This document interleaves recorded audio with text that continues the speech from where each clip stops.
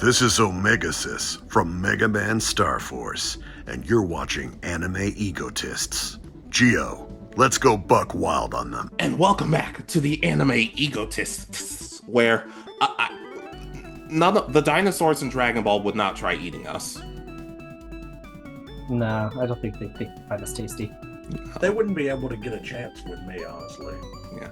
Anyways, my name's Alex, and even if I ate a bag of senzu beans, I'd still somehow find a way to be hungry, and I'm okay with that. And I'm Richard, and I could probably only eat half a senzu bean. No. Oh, now I'm sad. Now I'm sad. I don't even want to think about that. But speaking of somebody I've gone to restaurants with, someone we've gone to restaurants with, someone who probably should be banned from a lot of different places, is for a variety of reasons. Don't give me that look. You can't say I'm wrong. We have Toonz of the former Goon variety. Toonz, how you doing? What's going on, Alex? What's going on, Richard? What's going on, people of the internet? Like he said, I am Toonz, I am here, and out of just sheer spite and my own personal pride, I would eat at least 10 times more than I would in terms of senzu beans. I'd probably eat one, realize I'm full, and then just out of spite, eat about 15 more. That is... Oh gosh, you're gonna explode before the bad guys even get to you. But anyways, we love Dragon Ball. I'm not gonna do the whole ZGT spiel like I usually do, but we especially love the video games. And if you've been around this channel long enough, I really don't know why, but I still love and appreciate you for it. One of the first bigger videos we ever did was us creating our own Dragon Ball Z game. I'd like to think in some cases we've gotten better than that at this point. Yeah, hopefully. Yeah, but we're back, and we're gonna try again to create our own Dragon Ball game. Hey, whether it's good or not, I wouldn't know what to tell you. But hey, we're gonna do better this time. Oh. Yeah. Probably. Hey, but somebody who always does a really good job, Anzarts, the person who did the thumbnail for our video, turning us into Dragon Ball Z characters. If you had told little kid me that was going to happen, I never would have believed you. But I had the biggest smile on my face getting this thumbnail, so thanks so much for the hard work. Absolutely. It's really awesome getting to see the ideas, because Alex literally messaged me and was like, hey, if you were a Dragon Ball Z character, what would you look like, and like what would your style be? And I sent it all over to him. And when he sent the picture back, I was like, dog, this is so cool. I'm still reading through all of those notes, admittedly. That's fair. Yeah. But thanks so much. So, boys, shall we get started? Yep. Absolutely. All right, let's get this out of the way. We usually do create a character open world stuff, correct? Or did somebody else have something different planned, a cooking game or something? Yeah, definitely open world for mine. I did have something a little bit more specific. Like even with the open world, I definitely thought like, ooh, let's have open world, but let's do open world, but let's pick which planet you start on. Now, what I mean by that is because in the story we've seen Earth, we've seen planet Vegeta, we've seen Namek. Depending on where you want it to start in terms of like, are you a Saiyan? Are you a human? Are you a Namekian? You get to choose, okay, I'm going to start here. And then you start on, let's say even as a Saiyan, you could say I'm a Saiyan, but I start on Namek because I got blasted off of the planet in the events of the Frieza destroying the planet. And I ended up on Namek. And you would eventually, of course, end up in the main canon of like the actual story of Dragon Ball, but like you start on the different planet, learning and growing from that planet, if that makes sense.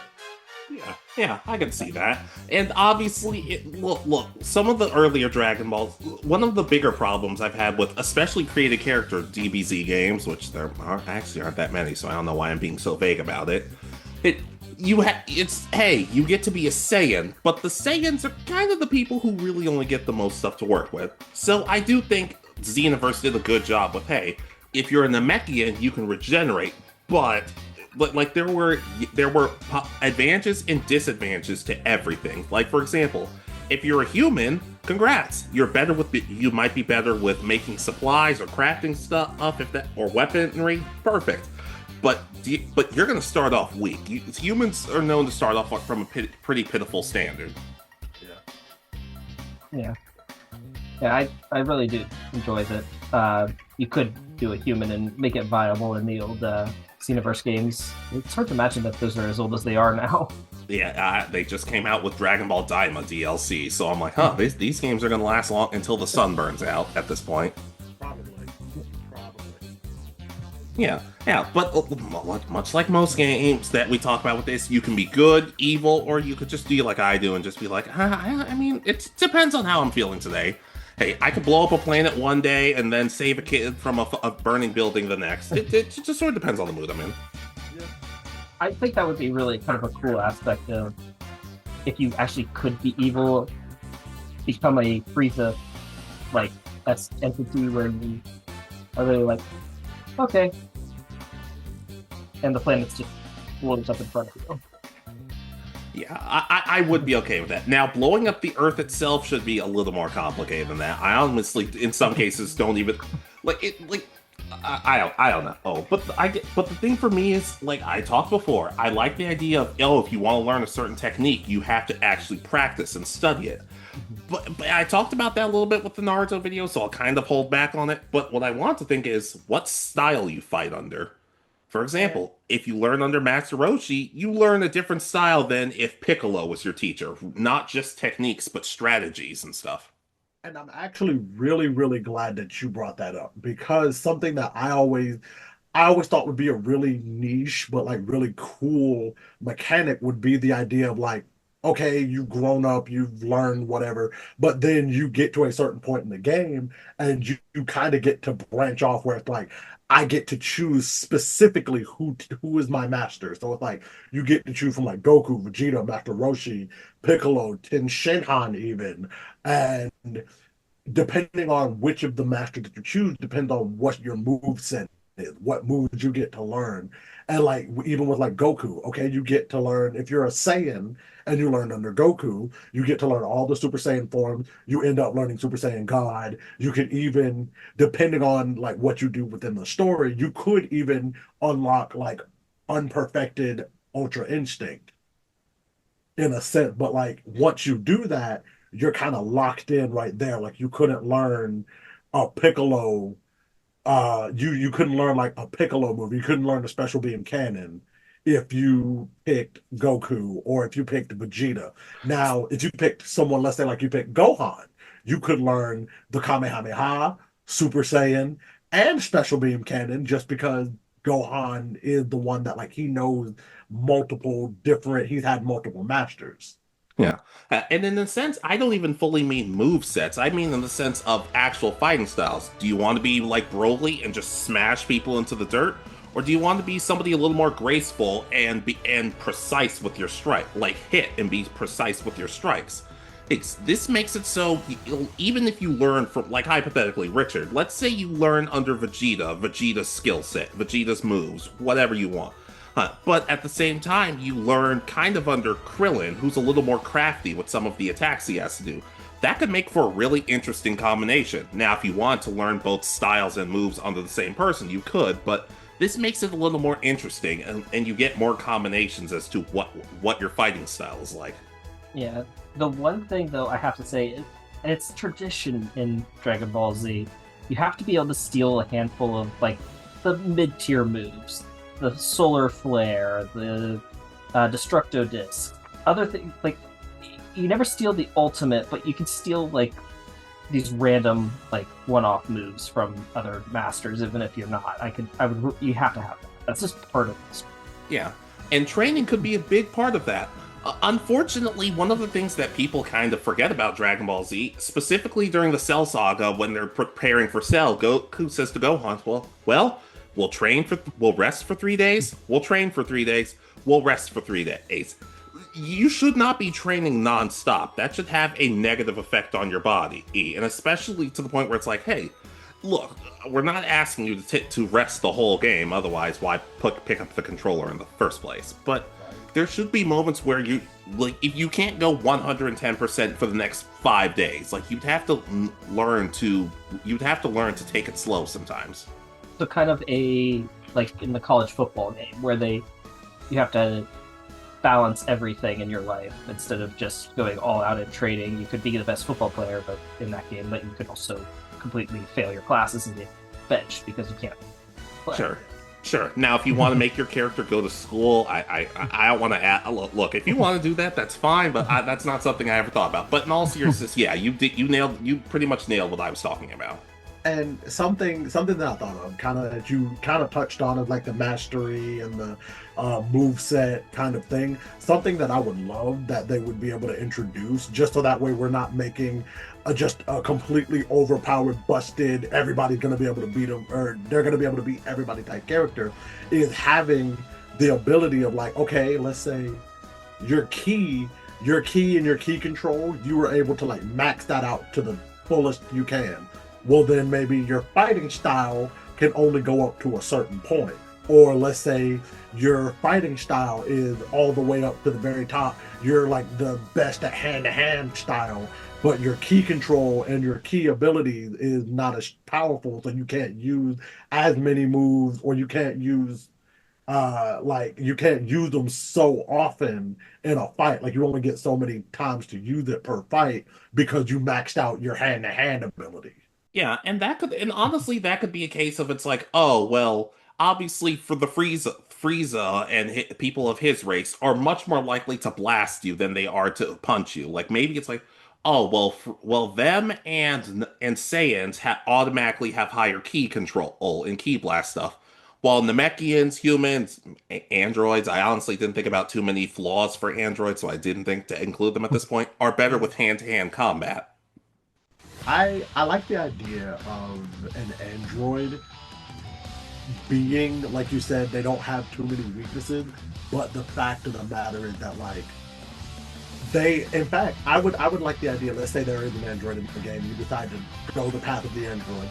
They have like maxed out key, they have like maxed out hand to hand, but then their health is really trash because it's like they're android. They're not like, they can't train themselves to be stronger and be able to withstand more in terms of like damage. They only have a set amount of damage they can withstand being androids, if that makes sense. Yeah, that could be cool. But and also it could be a case of androids are a lot harder to detect. So if you want to sneak up, not that stealth should really be an element in the Dragon Ball Z game, but if you want to sneak up on someone and blast them from behind, that could always work. Oh no, man.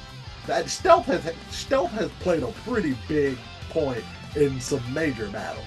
Not nearly as much as like it would for like a Naruto or an Arkham City or something like that, though. You know,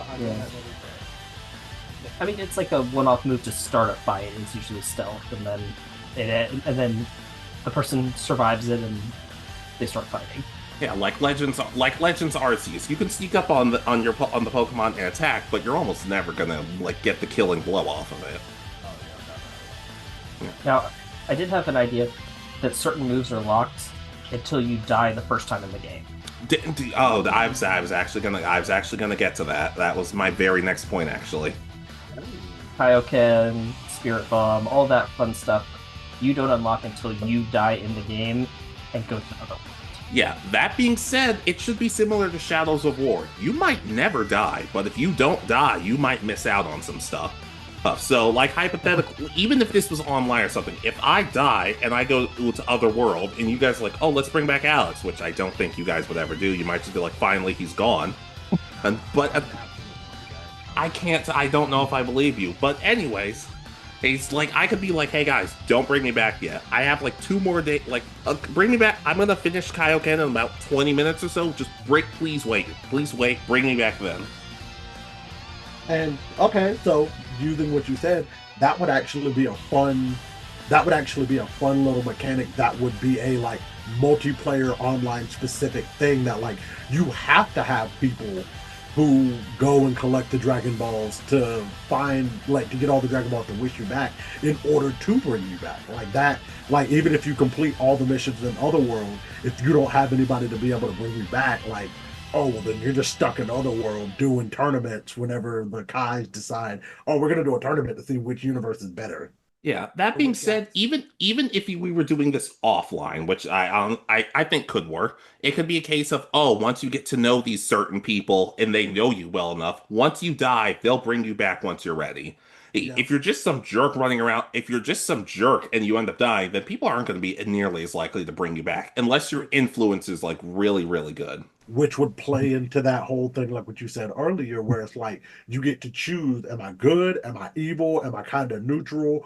Who do I ally myself with? Am I allying with people that are strong enough to be able to go and get the Dragon Ball? Or am I allied with people that like they can collect three or four of them, but every time they go to try to get the rest of them, they're overpowered by somebody else who wants them?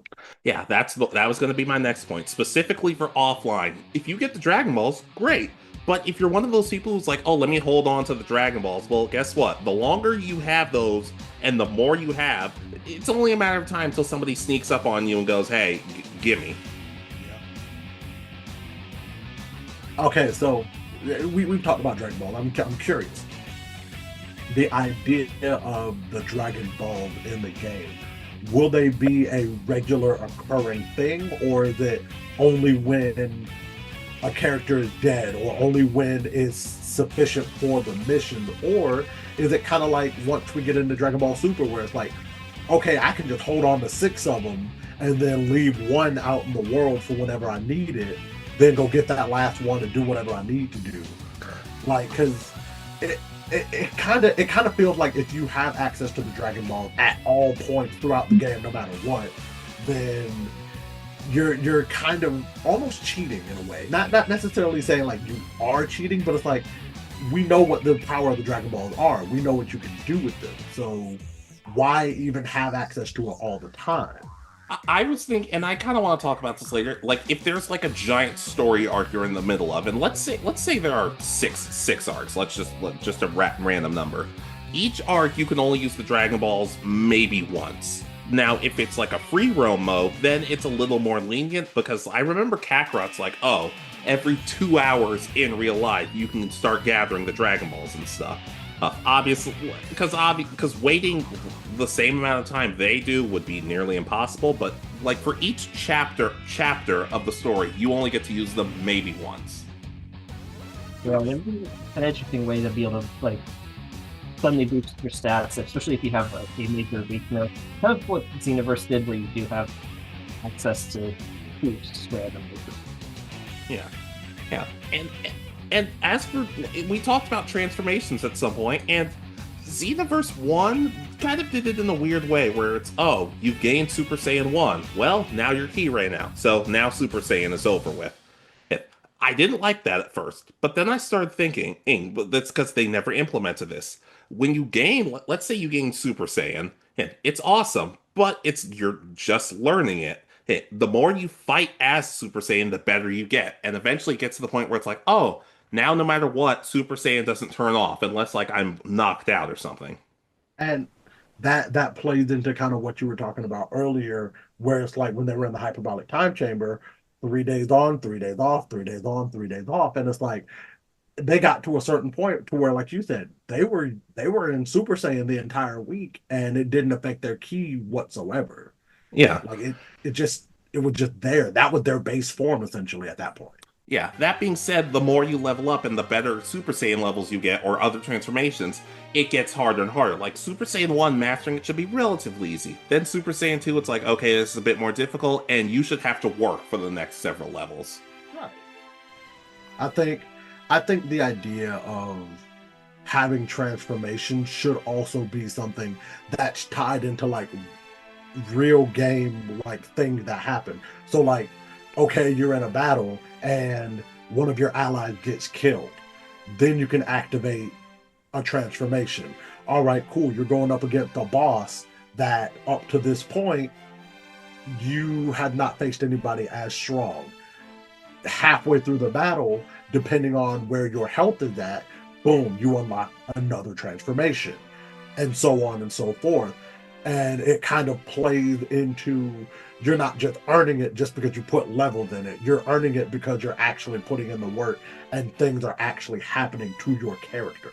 So you could just push your teammate in front of your blast, like, oh no, oh push, they die. All right, now I get Super Saiyan. Thanks for that. I hate you. Not necessarily, but I mean, kind of, yes. You're telling me if any of us could learn go Super Saiyan just by one of us being in an accident, none of us would try that? You're not wrong. You're not wrong.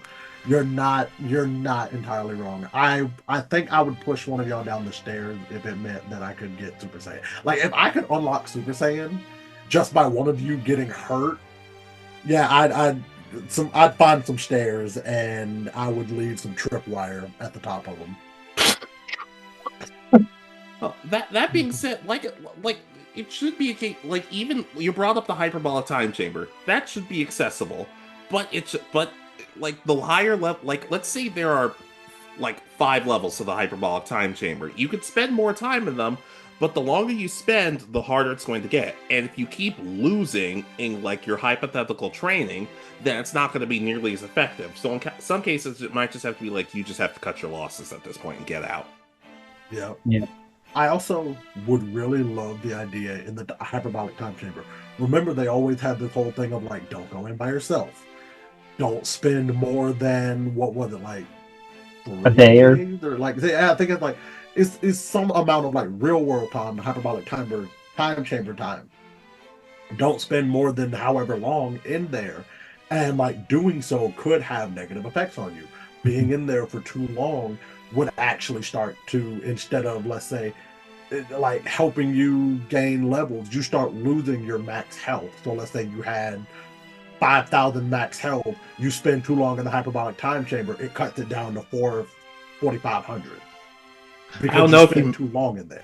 I don't know if you meant it like this, but when you said in real life time, I just think so. If you put you go to the time chamber, you turn the game off. 5 months later, you come back, your character's just dead. Oh no, not even not like that. But I mean, like, let's say you go in and there's 3 hours of your real life time, but in the game, in the hyperbolic time chamber, it was like 5 years, and it's like, whoa, wait a minute. You spent way too long in here. You were not supposed to stay in here this long, even to the point to where in the game they give you warnings like, hey, you've reached your maximum amount of time that you can be in here for your level. Leave or suffer consequences. Yeah, that could work. And like your psyche. Oh, sorry. Go ahead. Go, keep going, keep going. I was gonna say like your psyche breaks, kind of like the how they describe Vegeta and DBZ abridged, because they like having talked to Nappa as the beach ball from the Castle. Yeah. Yes. Yeah, and even like it, and like we've been talking about Saiyans, but like if you're a Namekian, let's say you want to grow giant, go for it. You want to multiply your form a couple times, go ahead, Ed. Like humans can get power pole and nimbit. Everybody should be getting some form of transformation. And sure, Saiyans have about 15 of them that we're still trying to discover, but. I don't want there to be a case of, oh, well, you're not a Saiyan, so you're screwed, because otherwise then nobody would pick anything else. True. Very true. I also like the idea of, like you said, everybody getting something specific necessarily to their class, race, what have you. I think the idea of humans being able to, so Master Roshi having the fountain of youth to be able to like increase his strength and increase his life. I think humans being able to have that would be something that would work for them. Namekian, they're able to like fuse with other Namekians to gain their strength. I think if you're a Namekian on Earth, you can travel to planet Namek and fuse with other Namekians. Of course, you would have to like convince them. You can't just walk up to a random Namekian and be like, fuse! Like, no, you have to like convince them like, hey, this is for the good of mankind, or this is for the good of our people. You have to like really get a good connection with them in order to do it. Yeah. Heck, maybe Gohan's unlocked potential. Like maybe it's one of those things where, hey, anybody can learn unlocked potential, but humans in particular gain access to it easier, or they're the strongest in there. Here. Yes. But I especially remember Xenoverse, where it's like, hey, you can go Super Saiyan 3 in a battle if you want to, but think about this. The higher level you transform to, the slower your ki is going to regenerate, which is why when I fought, I always would go, okay, I'll go 1, I'll fight a little bit, then I'll go 2, then 3 if I need to. Yep. I think, and I kind of apologize. I keep going back to Saiyan, but that's the race I would choose. Just especially for like my first playthrough in this game, I would choose Saiyan.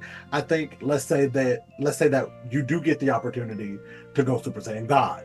I feel like that should be kind of like in the canon where if you go the Goku route, you have to have 5 other Saiyans in order to do it, which would lean into if it's online, you have to have 5 other online characters who are also Saiyans to be able to help you. If you're offline, you have to go out into the galaxy, find 5 other Saiyans who you can befriend and who would be willing to give you their strength in order for you to unlock that form. Like, It honestly, sorry, go ahead.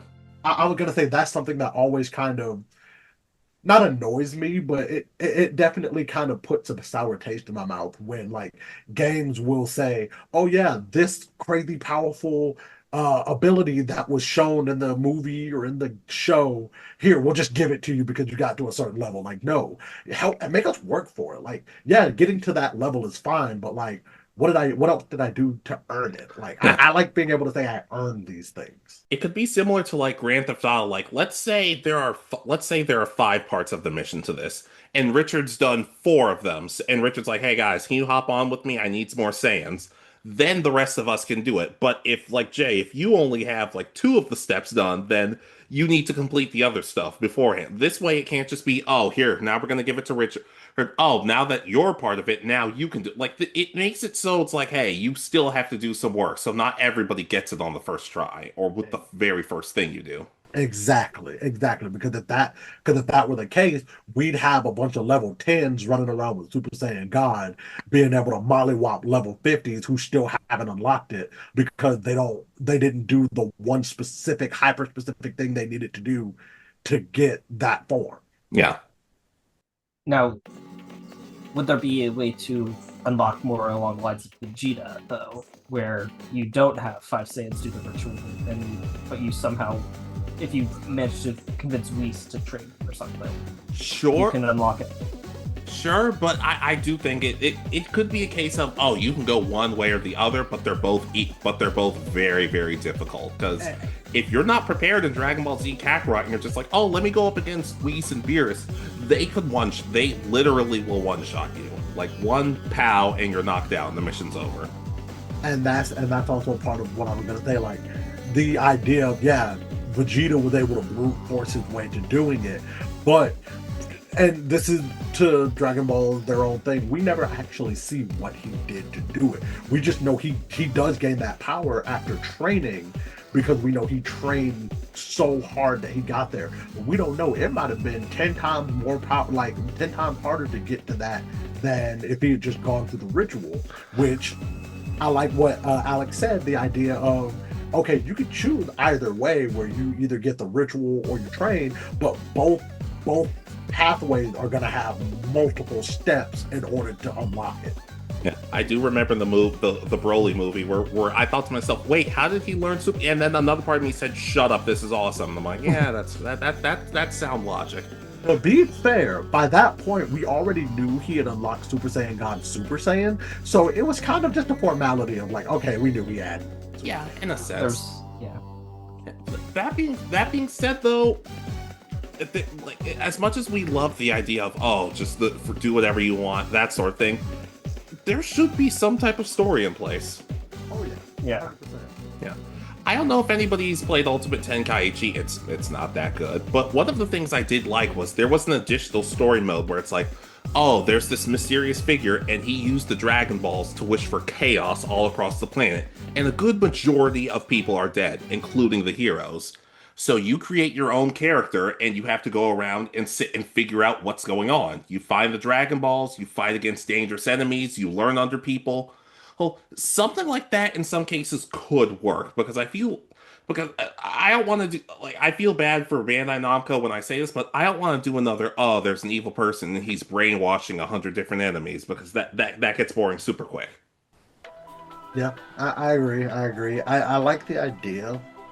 So I absolutely, like you said, I would like the idea of it being oh my goodness, there's this incredibly mysterious figure who used the Dragon Balls to create this alternate reality where most of the heroes we know are dead, but you can still train under them because knee jerk Bulma was able to like scan and create a fighting technique or like a fighting regimen that follows this person's style, or they follow that person's style, or you can learn how to do it under this person's style if you follow that regimen.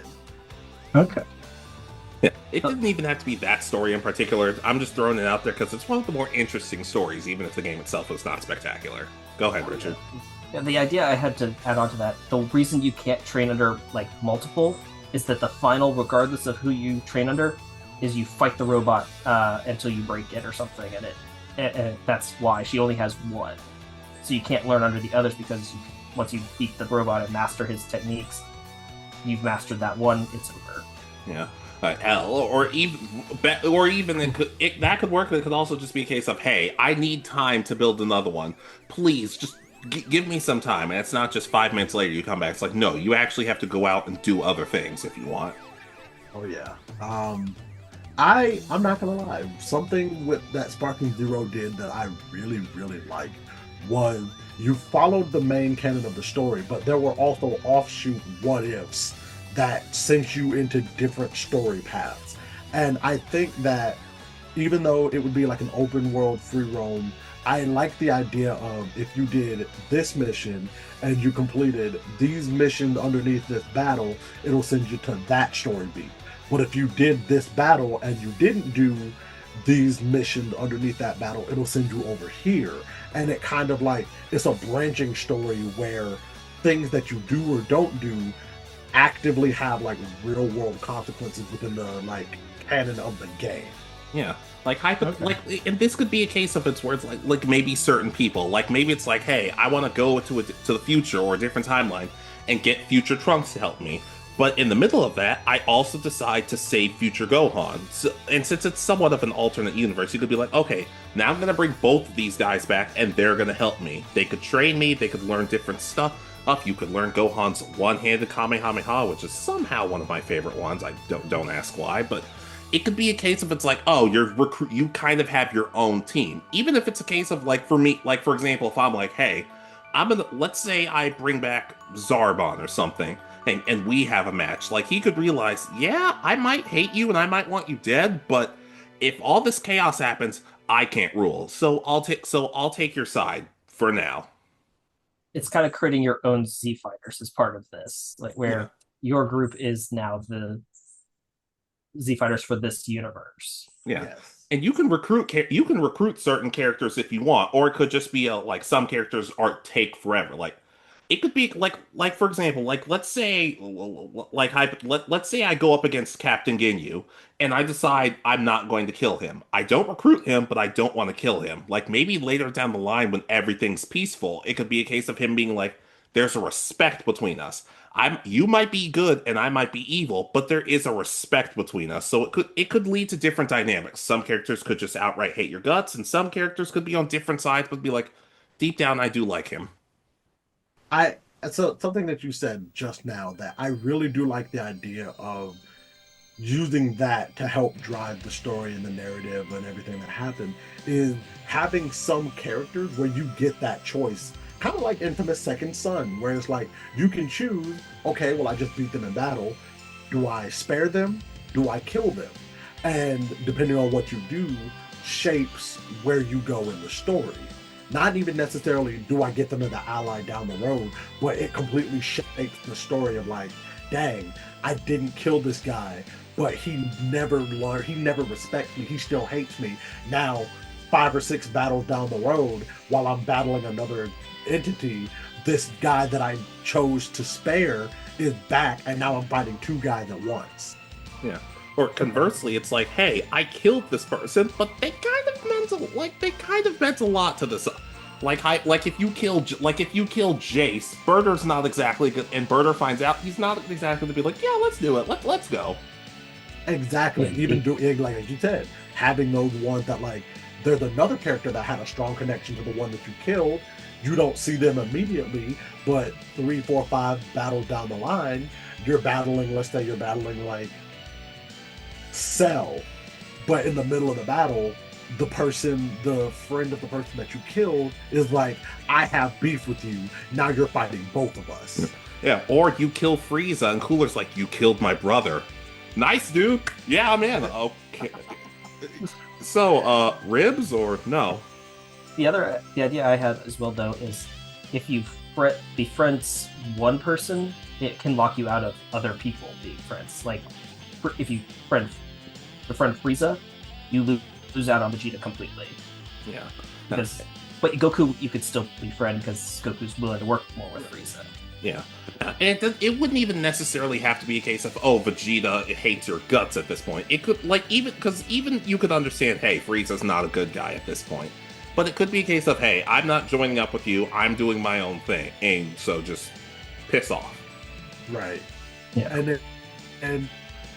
Because I think that would work so well, though, I like the idea of even people who, let's say you do have that kind of standoffishness with Vegeta because you befriended Frieza, you're going up against Cell.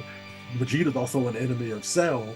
The two of you having to fight Cell, but because of the fact that you two are adverse to each other, it makes the battle harder because maybe you're in Vegeta's way when he goes to attack, or Vegeta's in your way, or Cell hits Vegeta into you, and now you're both taking damage because of it. Yeah. And it's like, had I befriended you earlier, or had we come to a more like level playing field, this battle wouldn't be so difficult. Yeah, friendly fire could still be on in this case. Exactly. Conversely, if, like, let's say the Ginyu Force are going up against Beerus, anything they do, any benefits they have, you gain while fighting alongside them. Because it's like, oh, you're not friends with the Ginyu Force yet, per se, but you're at least friends with Birder and Jace. So let's see how this fight goes. Now, it's against the God of Destruction, so you're probably going to lose, but it's the thought that counts. We can. Ginyu Force could kick Beerus's ass. I will let him know you said that. All right.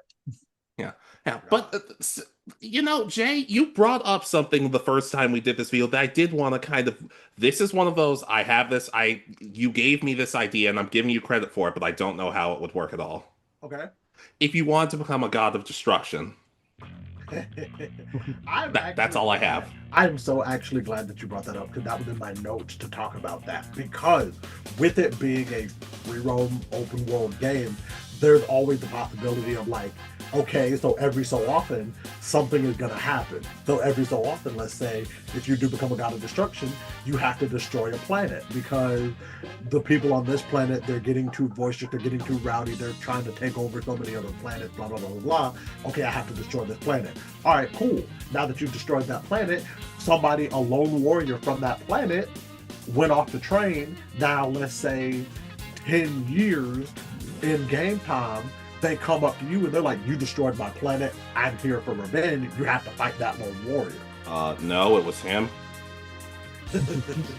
Yeah, but it could even be a case of it's like, oh, well, why would I want to be a god of destruction at that point? It just seems like so much more of a hassle. Well, guess what? A lot of the techniques, like the Hakai stuff and all that stuff, that can only be unlocked if you become a god of destruction.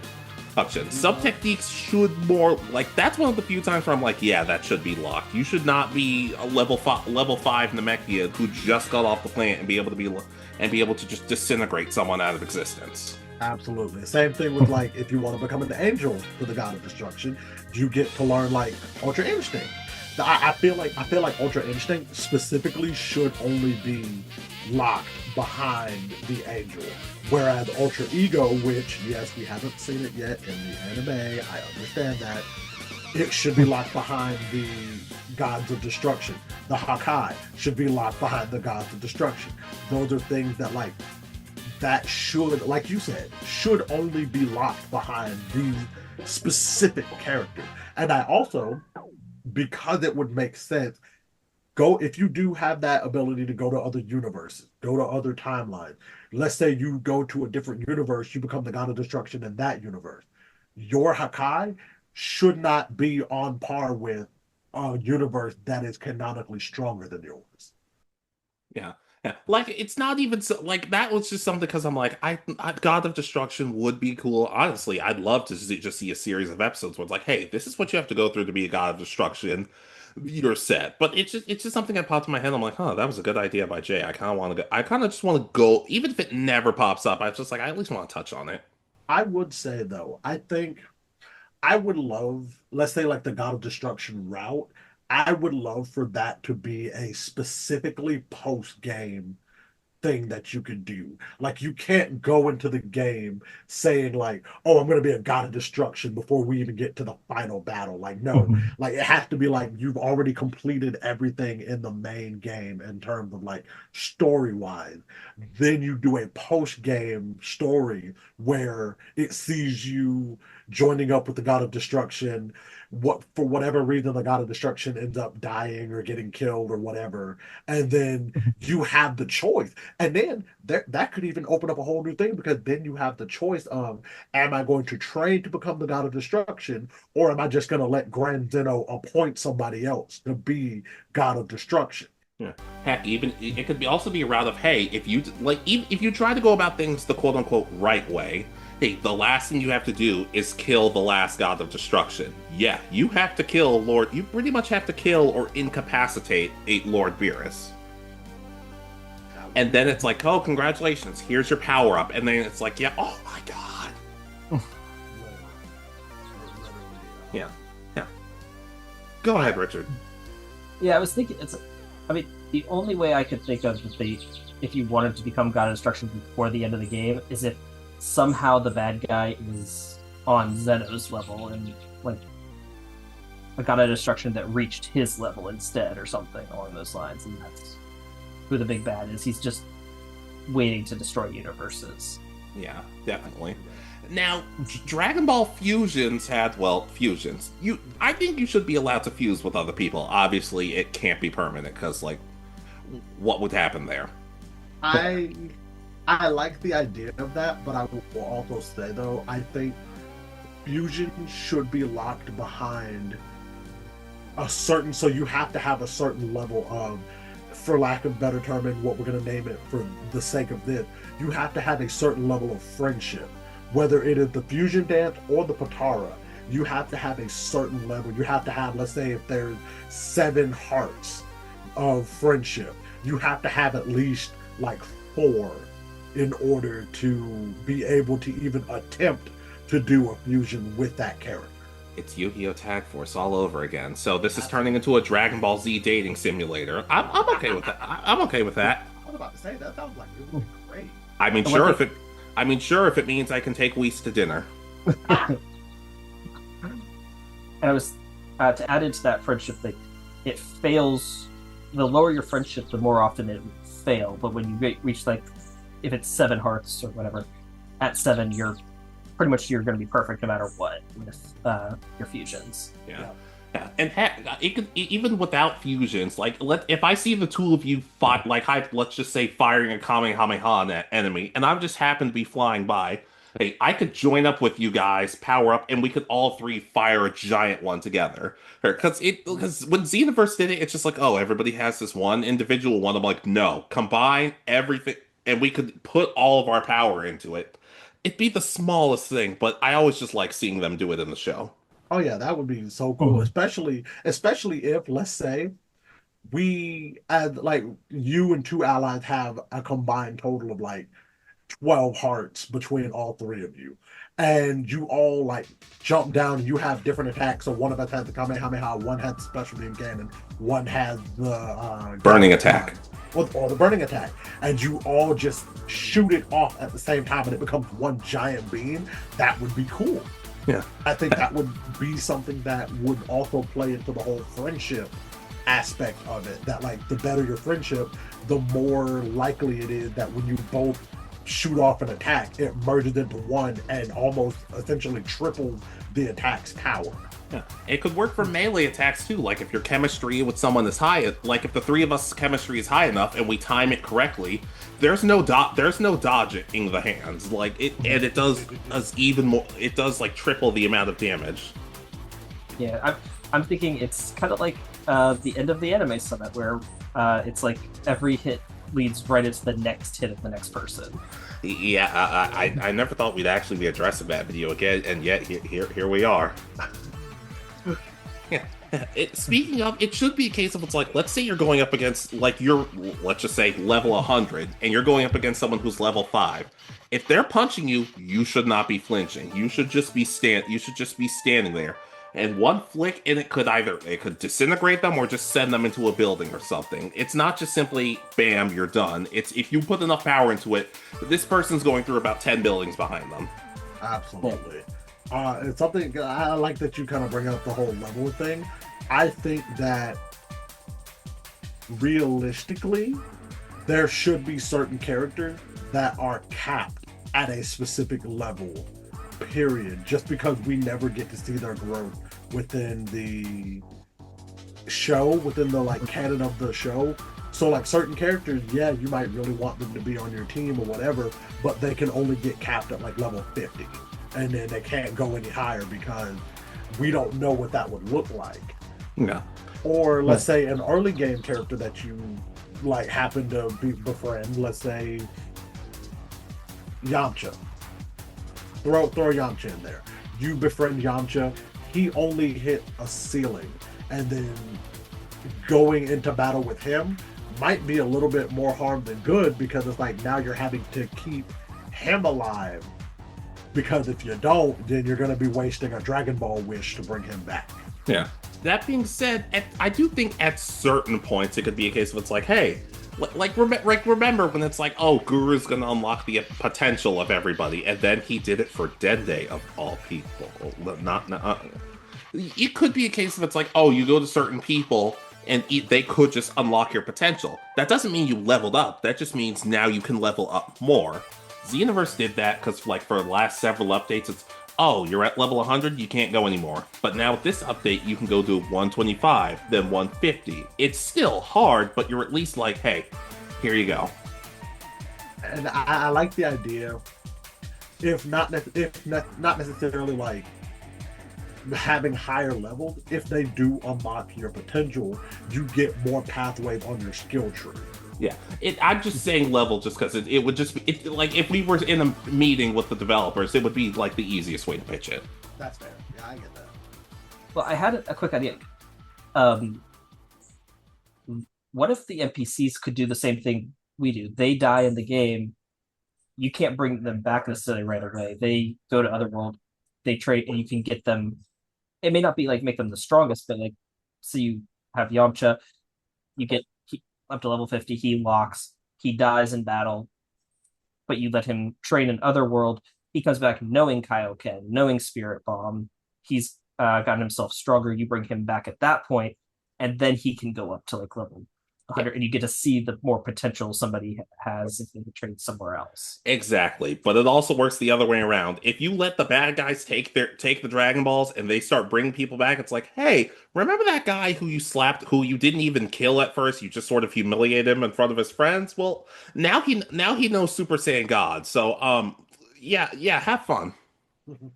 That would be interesting. Is like, you always want to collect at least one Dragon Ball by like as soon as they reactivate, to prevent somebody else from collecting them. Yeah. Now, I did just have an idea. Are the other Dragon Ball options there? Are the Namekian Dragon Balls existing? Are the what are they? The Eternal? The big giant ones? The Super Dragon Ball. I'm gonna be honest. I kind of felt like the Super Dragon Balls were, these are storyline purposes only. Like, you use them in cutscenes, but it's what your characters decide to do. Like, maybe the Super Dragon Balls are, hey, we wish everything was peaceful again, or hey, we hope this world rots in chaos forever. The Super Dragon Balls are so overpowered that if you could use them in the game, I don't know how that would work. I feel like that would be special events. So like, you know how in certain online games, they, for a limited amount of time, you can do X, Y, Z, you can get this thing. So like in GTA, for a limited amount of time, you can do a specific heist. And if you do that heist and you're successful, you get this specific car, and that's the only way you can get it. If you don't get it during that heist, you won't be able to get it anymore. I think being able to have, like, okay, the Black Star Dragon Ball, I think that those could be locked behind a special event. The Super Dragon Ball, they can be locked behind a special event. That when they do unlock and you do go into the game, even the villain NPCs are trying to go after them because, like you said, the story could be, oh, I hope to, or I wish to send the entire galaxy into darkness. And then even once the event is over, you have to sit with the consequences of that action, and you have to figure out how to undo it. Yeah, it could even be a case of, like, let's say you're just evil for most of the game, and then you realize, maybe being a good guy's not so bad. Or in my case, it would be like, dang, I kind of, didn't think this through. So, hey Goku, you need room for one more? I like Not that even- idea.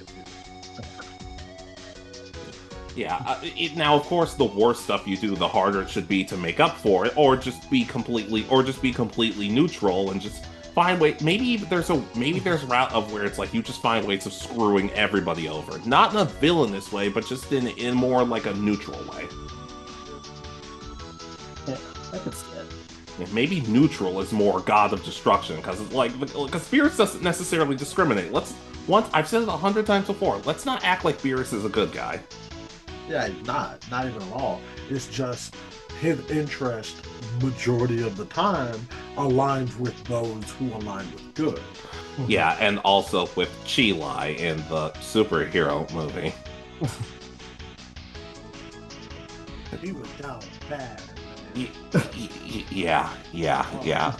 Speaking of, maybe I guess technically to start the game, maybe if you wanted to be a Saiyan human hybrid, you could be, but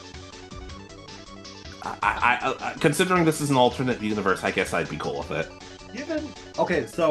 But with that, that's also one of those ones where I feel like you would have to give them a drawback, because in the main canon, we know human Saiyan hybrid, they get access to their like Saiyan powers quicker and better, and a lot more active. Like they're a lot better at those abilities, and they can get to them faster. Because we got Goten at like 6 years old learning how to fly, Super Saiyan, and fusion. Yeah. Goku didn't learn half of that stuff till he was an adult. That's just me sort of saying, oh, well, at some point we might have to add more classes. I think Xenoverse the Xenoverse formula of human, Saiyan, Namekian, Frieza, and I'm blanking out. I think I'm Boo. pretty... It was Boo. Oh, shoot. I forgot about the Boo. The Boo was always the hardest one for me. Hey, it could, like, those are fine enough, but that's just say, like, hypothetically, if you want more. And if you want to be an Earthling, you don't have to be a human per se. You can make your character look however the hell you want, because there are dogs running around. It's like, well, technically, this is an Earthling. I'm like, I guess that's true. That's very true. That is very true. Yeah. Heck, another thing Ultimate Tenkaichi did, well, actually pretty damn well, was, hey, you have this character. What's their personality supposed to be like? Like, I remember I made a Saiyan who was kind of on the elegant, a little absorbed with himself, but it had very minor changes, but it still made the game more interesting, because I'm like, oh, now I'm an evil Saiyan. Oh, now I'm more childlike. Now I'm more elegant. It was a small thing, but I still enjoyed it. I think that could actually have a big, like, I think that could even be a big part into how the story is shaped, because you get to, at certain points, let's say, I'll take it straight from Baldur's Gate 3. You have certain points where you have to make a decision in terms of like different options of like things to say. Depending on what you say will make certain people react. It will change your personality, and it will shape which direction you go in the story. Because there are times in Baldur's Gate 3 where if you say one thing, you end up won't having to fight a person, and everything is all right and good. You can walk away just fine. But if you choose a different voice line, then that person's going to get aggressive towards you, and you end up having to fight them. And so I think that would definitely have a good way of playing into the whole open world, do as you want type vibe. Yeah. Yeah. No, like if I decide to be friends with Bulma, she's more likely to make me stuff that works. So like, oh, here, take this sword. I'm like, oh, I can use a sword to fight now. Oh, or hey, take these, like if you befriend Korin, hey, take these Sensubi. Means you could run up and just take them yourself, but that could lead to some consequences. Exactly. Yeah. I also like the idea of something that we haven't touched on, the idea of going to learn from the Elder Kais. And I think the idea of learning from them would also have a very significant, like, uh, effect on what happened throughout the game. Yeah. Yeah, I mean, technically, remember, it's called Kaioken. It's a technique from the Kai. Hey, like, if you're not that good at it, then and you train under them for it, it's still, Kaioken still takes a good amount of your health. It's still a ridiculously hard technique, but you can go from, oh, level 2 to, oh, now I can go times 20. Now I can go times 20. With obviously with it still being difficult. Yeah. Like I also go ahead. Sorry, I was gonna say, I'm glad you said that because I thought about it earlier when I was talking about specific techniques that you learn. I like the idea of, let's say you do get access to Super Saiyan 3, or you do get access to Super Saiyan God, well before your level should be allowed for it. I think you should have the drawback, like what we see in the anime, when Goku uses Ultra Instinct, and he used it like 3 times, and finally his body was like, oh my god, I'm in so much better. Like, it rejects him using Ultra Instinct because his body was not used to it. I think, okay, if you do gain access to Super Saiyan 3 or Super Saiyan God, whatever, and your level isn't there, cool, you can use it, but then it's gonna start eating away at your health and your ki, and now you're slower because your body's not used to it. Yeah. Or now your ki, you can't do ki blast because all of your ki is going to maintaining that form. Yeah. Or even with Namekians, it's like, hey, you can't grow nearly as big now, or you can't use it for a good bit. And I did like how with Piccolo in the movie, it was like, hey, not only can you grow, but you can change color, and you can grow a little bit bigger, and now you can grow a lot bigger. Like, you get different variations of it. This way, the people who pick Namekians aren't just stuck with one transformation. Like, you get a little more to work with. That is true. Yeah. And it could be a case of it's like, oh, this power you can only gain from like maybe it's a case of Saiyans can only learn from like other Saiyans, and humans can learn from Kai. Namekians, you might even have to go to like the Dragon Clan if you're more of a fighter. It's like, hey, go to the Dragon Clan, see if they can help you, or see if Shenron himself or Porunga can help you out. This makes everyone's journey just a little bit different. Absolutely. And I think that would definitely be, like you said, it would be fun because if you're a perfectionist type, now you're having to go through the game 5, 6, 7, 8 times to get a true 100 in the game. I don't want to know what that platinum trophy looks like. That I don't know if that's something I could do, honestly. Play through the game with every class, learning every skill under every master, befriending every person, killing every person, blowing up every planet, blowing up every visitable planet. Yep. Stay in Otherworld for 4 years. I'm like, so is nobody gonna bring me back? I mean, I'm learning under PyCon, and he's cool, but like, I miss Earth food. It's not the same. It's not the same up here. I like the idea of, if you are in Otherworld, let's say your ally did find the Dragon Ball, then they tried to wish you back, you could decide to not go back. I like that idea, especially if you're trophy chasing, like we just mentioned. You could decide, yeah, I'm not going to go back right now.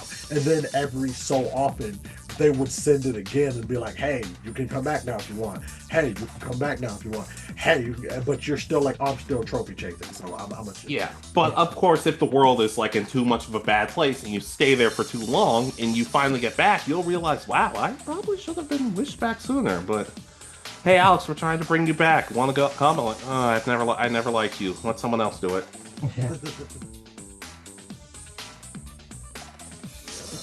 Were you gonna say something, Richard? No, I'm trying to think of more stuff right now. Yeah, but like, the reason we come up with stories like this is because like it would be super boring in the sense of it's just like, oh, go around, do whatever you want. There's no story whatsoever. It's like, oh, then what was the point of me spending $80 on this Switch 2 game? What was the point? And no, I still don't have a Switch 2. I know, but still. And the other thing is, you don't want it to be. I think we've all agreed that we don't necessarily want it to be the exact same story that we get in the anime. We've seen that. We want something new. Yeah, and I especially don't like. Look, I appreciate the games that have been coming out lately, but I especially don't want it to be a case of it's like, oh, well, now there's this new villain and they're brainwashing people, and you have to fight copies of them. Like I like fighters, but that kind of dragged down story mode for me. Now, don't get me wrong, Android 21 helped, but I don't think it was worth it in the end. Just keep going. The idea, I guess, that I would have for a storyline is that, and I know we've had Frieza. Frieza has kind of become the like de facto villain. The Frieza has become the in case of no villain idea, break glass type villain. But I kind of like the idea of Frieza has collected the Dragon Ball, gone to a different universe, killed their god of destruction, and become the god of destruction. And now they are wreaking havoc across the multiverse. In doing so, they've come back. Frieza came back to Universe 7, killed off all of the main characters that we know, Goku, Vegeta, all of them. And now you, being a lone fighter from insert universe here, it doesn't have to be Universe 7, you have to travel to the 7th universe, find the things that could be Frieza's downfall, and then learn everything. Like, you literally learn how to defeat Frieza from the people who've defeated Frieza before. Yeah. And of course you could decide, oh no, I'm going to side with Frieza, or oh, I'm going to take over for myself, stuff like that. Or just be a case of, you want to join the good guys? No. You want to join the bad guys? No. Then why are you here? Power. Just power and greed. And with other universes, you should be able to talk to people. Kale, Cauliflower, Kaba. It doesn't even have to be universes in the show. It could be a case of, oh, Shallot from Dragon Ball Legend. I brought up Android 21 earlier. Like, you like this. Get everybody like, outside of like fanfic characters and stuff like that. But if they want to use my character, I'm okay with it. But just it should be a case of, hey, every Dragon Ball Shallot, Android 21, different. You get what I mean? It's Demon World. Let's Demon World. That'd be fun. It's pretty much it's Mira, Toa for sure. Yeah, pretty much it's chaos through the known universe, the 12 universes that take place in the tournament and all that. But then it's the alternate is where you get pulled from, the ones from the games and stuff. And it's like these are hidden away because Zeno likes them more than others or something. Yeah. And Zeno doesn't actually do anything to help you. He's just like, no, I just think this is fun. I'm like, you are a sadist, both of you. Absolutely. That being said, there was one other character I wanted. Okay. Akira. The Akira Toriyama avatar that he always had popping up. I want him in the game. I don't even want you necessarily to be able to beat him. I just want it to honor his legacy. Honestly though, I think that would, I would actually be okay with that if let them be a mentor character at like the Watchtower. Like, let them be up there with Dende and Mr. Popo. And to even make it more fun, let it be that you can only encounter them at certain points. Like, you can't even just go up there whenever and talk to them. Like, you have to go at a specific time in order to talk to them. Yeah. Yeah, it's just like even less for like more just in the sense of it's just like it's Akira Toriyama. I'm not gonna say bad stuff about him. And also Arali, just she might as well be a Dragon Ball character at this point. Yeah. I think Arali would be a great April Fool's character. That like a great April Fool's mission that you have to do. And like you have to like encounter and fight Arali just to have that one little bit of knee-jerk fun. So how'd you beat the final boss? Or Raleigh picked up a stick with poop on it and threw it at Frieza. So yeah, that's how Frieza lost. And you just get that weird, like, disgusted face that they always seem to make when she's around. Yeah, pretty much that. Yeah. You should be able to take and the damage in this game you take should be huge. Like if you lose an arm as a Namekian, congrats, you can regrow it. It takes a bit though. Your clothes can be torn up. Everything around you can be exploding as you're fighting. This should not just be Jay and I use spirit bombs and final flashes on each other. A couple of rocks fell here. But like no, you should know when the battle's going, and if you want to join it, cool. But if you just want to keep flying, like I would, I'd just be like. I also like the idea, just because we've seen it be mentioned in like the anime. I would love the idea of, let's say you have a battle on Planet Vampa. I don't want to use Seventh Universe planet. Let's say you're on Planet Vampa and you are using a Death Beam or the Death Ball or the Spirit Bomb in the middle of the battle. I think if it's big enough to destroy the planet even mid-battle, you should have that like real application fallout for like, okay, cool, you hit the planet with the Spirit Bomb. Now, instead of 5 minutes on the clock, it goes down to 30 seconds. Because now you've basically doomed both of you, because now the planet's not going to be there. Your character can't breathe in the vacuum of space. Neither can the other character. So now you got 30 seconds to defeat them and get away. Yeah, or it could be a case of, hey, I know I can't beat you, but I also know you're a monster, so we're both going down together. Heather. Or, it could also be a case of, it's like, hey, if there's something on this planet that you didn't grab and you blow it up, there's a chance you're not getting it back. Yep. I think that is a really a wonderful, just small mechanic that would make things so much more fun. Like the idea of that character that you needed to fight, they had a specific weapon or a specific item that you needed for your story. You killed them, now that item is locked. That pathway in the story is locked, unless you just don't happen to find it somewhere else in the game, which there's no guarantee you will. Yeah. That being, the game shouldn't be all doom and gloom though. There should be, especially with these characters, there should be some lighthearted stuff. Like hypothetically, like let's say, like if you recruit a hero and a villain both to your squad, they should have moments where they're able to work together. Maybe say some stupid stuff. Oh yeah, I like the idea. Okay, if you have the scouter, you all have the scouter. Let's say you're randomly flying around and you hear them talking to each other. And it's just like, I still can't believe that he somehow recruited you to be a part of this team. And I can't believe that he even would align himself with an imbecile like you. Or it's just like, hey, I actually really like you, but our leader's kind of a jerk. Yeah, look at that hair too. And you're just like, it's like, hey boss, how's it going? Go home. Just go home for the day. It's not worth it anymore. Speaking of, I would love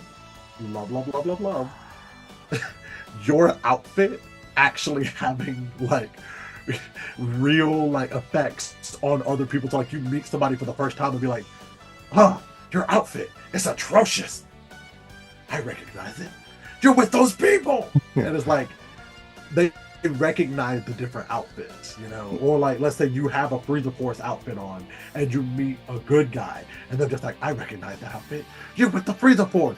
Get away from me! And then now you're fighting the heroes. Yeah, I would like the idea of, hey, you have your squad now, but now you need like a signature thing. Like hypothetically, let's say I was a good guy and I had my squad with me. I'd be like, you know what? Everybody's wearing suits. Everybody's wearing suits. It could be modified to kind of your style, but everybody kind of has their own suit that they fight in.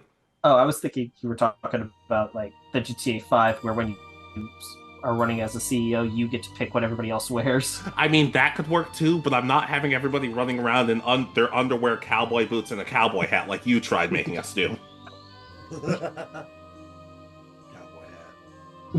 It's just like, yeah, we look like strippers at this point, but this is what Richard likes. Hey, the pay is good enough that I will let it slide. Yeah, but but even if it's the smallest thing and it's more of it could work like that. It could work like that. And also, you should be able to train with people pretty much whenever you want. Like if I'm like, oh hey Zarbon, let's train together. Heather, it could be a case of it's like, okay, now he knows what you showed him a new technique, but if you keep showing him that new technique, he's gonna find a workaround for it. Even if he's not gonna kill you, it's just like a sense of, hey, these people are getting stronger. Yeah. Very true. Yeah, I'm kind of at the end of my notes. Was there anything else that you guys had, or? No, I've pretty much been out for a little bit. I think the only other thing is just, let's say you do decide you're gonna wear Free the Force outfit, you can change the color of it. Like I would love the idea of a fully customizable outfit. Like you could, as long as you unlock that specific outfit, you can fully customize. You can get the different colors, you can have different symbols on it, you can have it like, will it already come ripped? Or is it like fresh out the box? Like all those kind of things. You could put different parts and different pieces together to make it your own. Like I granted, Kind of the shoulder, big shoulder Yeah. plates, or like just those straps, or like it's all one piece instead. Like honestly, I feel like, and I'm gonna say it, I feel like I would spend an egregious amount of time in the customer characterization tab, just because it's the fact I get to design my own outfit, colors and all. Dog, I'm about to look fresh. You just see every character in Jay's squad has an afro with a pick in it. You doggone right. Even It's just Frieza. except you, Frieza. No, you don't get that. Fine. Frieza get the high top fade. No, Frieza get the high top fade. he still doesn't get the pass. He's still not invited to the cookout. I don't care what squad he's on. Oh no, not at all. He'll never get those things. Yeah. But I like the idea of him having a high top fade in an attempt to get in. Yeah. That being said, the one last thing I was gonna say, honestly, it's just aesthetic. You can make your attacks and the aura you have when you charge a key whatever color you want. Oh, It doesn't affect the stats. It doesn't affect anything. This is just so, like, no matter what your race is, pick any color. You want to be human and have a green aura? Sure. Want to be a Frieza and have a purple one? Fine. Whatever color. Doesn't affect anything. It's just aesthetic. I'm going Okay. Saiyan, and I'm doing purple. So when I charge up the Super Saiyan, my aura is still gonna be purple. I'm gonna be a Saiyan named Slickback. Oh. It's like, oh, he's about. I get the reference, and I'm proud of you for that. It's like, oh, it's a Super Saiyan with the purple aura, so he's gonna ultra ego. No, he just yeah, that's just him. Let me say a Saiyan's prayer. Oh my God, I've gone over. I've gone over the cliff. Yeah, Yeah. but I don't think I have anything else though. In terms of story, I think this is a really good game, but I appreciate how different we made this one compared to like the Naruto one we did. It makes me have Yeah. faith for other games that we decide to do, when or if we decide to. Yeah, I think it'll be a good time. Yeah. Oh, yeah. Now, if this is this game ever being made, I mean, I'm gonna say yes, just so if it happens, I can be right. Facts. Or, if I win the lottery and then I buy the rights and then I make my own, then I make it happen. I'm okay with that, but just as long as we get some creative say in it, we'll be good. Exactly. Yeah, but anything else we want to talk about? Oh, good, evil, which characters we're taking to dinner in this game? Just anything in particular, or are we ready to go home? I think we're ready to go home. All right, so thanks again, Toonz, for joining us. Please support Toonz in whatever he is doing. I hear your evil twin Jack Miles is up to some stuff. Oh yeah, man. Well, first off, evil, absolutely not. If anything, I'm the evil twin. That I believe. That I believe. No, Jack Miles, one of my alter egos, professional wrestler. He is doing some pretty awesome things in the world of professional wrestling. Most recently, as of this recording, he was on Georgia Classic Wrestling. They have a YouTube channel. You see me on there. I'm also featured in Kraken Pro Wrestling. That's also on YouTube. And Jack Miles is doing a lot of great things. Be on the lookout. I will be trying to drop more content hopefully on my YouTube channel. If not, I'll be streaming. Where I'll be streaming is still left to be decided, but we're trying to get back in. Yeah, but in all seriousness, just know you are also always welcome here. I appreciate it. Like, Yeah, and just ladies, gentlemen, Namekians, because most Namekians are actually aren't actually much of a and it's kind of a gray area. Now, what do you guys think of our Ultimate Dragon Ball Z game? How would you play it? What stuff would you change, implement, or maybe our ideas are just perfect, which I doubt. But I appreciate the blind faith in us. But just let us know, and let us know what other games you guys would want this ultimate video game treatment for. Maybe we could do Soul Eater, but it would take a lot more time for me to come up with stuff for that. Oh, yeah, I don't know where to go from there. Well, now that we teased it, I guess we kind of have to do it. I have to I'm not even gonna lie to you. I would have to re-watch the anime just because I would base the game based off of what I see and know from the anime. Well, you rewatch it like every year, so is that much of a problem for your case? Hey, yeah, that's fair. That's fair. Oh, Yeah, man, but- now that you say that, I haven't done my yearly rewatch of it. Do it. Yeah, but just let us know what you guys think. Other anime you'd like us to do, stuff like that. Be sure to like, comment, subscribe. Be good to yourselves. Take care of each other. We'll see you next time. This has been Alex. And Richard. Toonz forever. And you have been listening to Anime Egotists. Good night, and peace easy.